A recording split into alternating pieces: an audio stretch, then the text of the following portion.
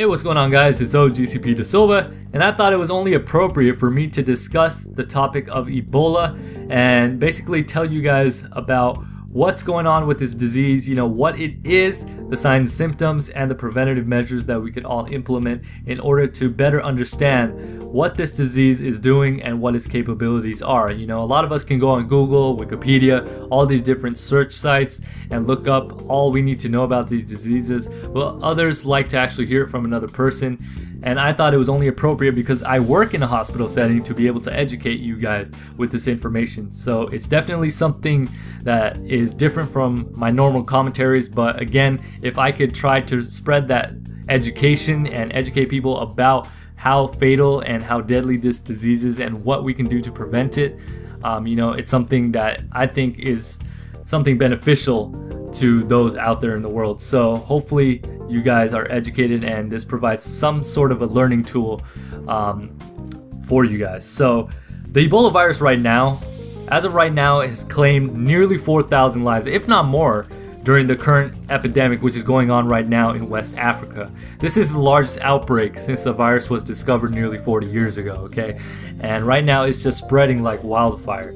And according to the World Health Organization, more than 8,000 people have been infected during the outbreak, and that number is just rising, and it's rising fast. So what is Ebola?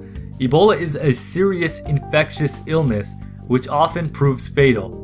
Different strains kill between 50 to 90% of those people infected. That's a high percentage. A lot of people are dying. The survival rate of Ebola is not very good. The disease is caused by the Ebola virus, which is thought to have originated in fruit bats. So people are thinking that it came from these bats that live in Africa, and that's where it spread. It was first detected, however, in 1976 in an outbreak near the Ebola River in what is now known as the Democratic Republic of Congo. For those of you who don't know what that is, Congo is a country in Africa, alright? So a lot of us out there who don't know where some of these countries are, this is in the continent of Africa. Africa is not a country. The country inside of Africa is known as Congo. So a lot of people are thinking that's where it originated and that's where it started. So how is the disease caught and spread? People are infected when they have direct contact through broken skin or the mouth and nose with the blood, the vomit, feces, or bodily fluids of someone who's already infected with that virus. The virus can be present also in urine and semen as well. An infection may also occur through direct contact with contaminated bedding, clothing, surfaces, but only through broken skin. So make sure it's not going through any sort of cut or open skin where your skin has ripped or anything like that, because that's how it gets in you. The disease is not airborne like the flu, which is a very good thing. It's not like the zombie apocalypse or the zombie virus, where people think that as soon as they die they come out a zombie. So it's not spread through airborne or through the air, which is a relief. Very close contact with a person, however, is required for the virus to be passed to another person. So make sure if you're near someone with Ebola, you know it. In the first place, you don't want to be anywhere in their proximity, but at the same time, it can be passed just from being, really close to them, because you have a higher probability of catching it. And the symptoms, it can take anywhere from 2 to 21 days for the people who have the virus to show the symptoms. So that's scary because sometimes you're not able to recognize them right away. And the people are not infectious until the symptoms develop, okay? So what are the symptoms? I went over a few of them, but here are even more symptoms that we can detect when determining if we have Ebola or not, or other people out there who are, prone to catching this disease. The early symptoms are sudden fever, muscle pain, fatigue, headache, and sore throat. And then this is all followed by vomiting, diarrhea, a rash, bleeding, both internally and externally, which can be seen in your gums, your eyes, nose, and also in your stools or your poop, okay? And it also says that patients tend to die from multiple organ failure or dehydration. Now, the one thing that I've learned when researching Ebola is you got to have a strong immune system, okay? You have to constantly put your body in optimal health. You have to have, the latest vitamins, not latest, but you have to keep your supplements, your vitamins, minerals. Make sure you have a great diet, you're exercising, because the way this disease attacks you is going straight through your immune system. Because if your body doesn't have the strength to fight off this disease, then you're basically done. You have to have enough strength in your body for your body to be able to produce enough antibodies to recognize not only the virus, but to be able to combat it and defeat it.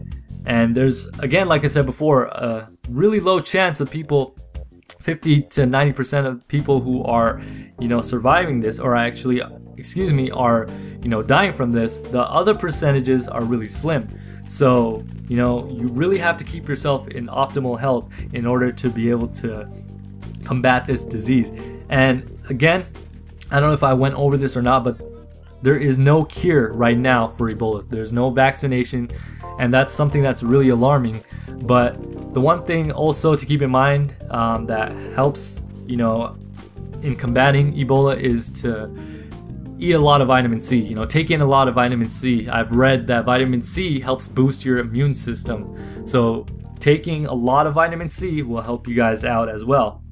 Of course, like I said before, since there are no vaccinations out there, they have come up with experimental drugs that have helped some people overcome Ebola, but for some it also has proven no benefit.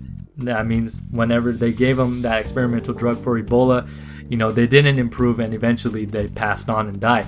But for some of the people out there, which is a small percentage, this experimental drug has worked for them and they have survived Ebola. But basically, these are all the things that I wanted to cover about Ebola. And if there's anything else that you'd like to know about this disease, either you could comment below and ask me and I'll look it up for you, or you could research it yourself. No, just go on Google, and any question you have about the disease, then you could go ahead and research that. So I thought it was only necessary for me to be able to educate you guys about it, because it's something that is very alarming and it's very serious. I'm not taking this lightly, because we have seen cases right now in the United States now, and a person has already died from this. So it's something that I'm taking very seriously and taking as a precautionary sort of step in my own life and in my family's life. So I would highly recommend that you guys take it seriously as well. So again, this was something very different from me on my channel, and I've never done a video like this before, but it's something very serious and we should all definitely take it serious as well. But anyways, thank you guys all for watching. Hopefully you guys learned something. This is OGCP Da Silva, and I am signing off.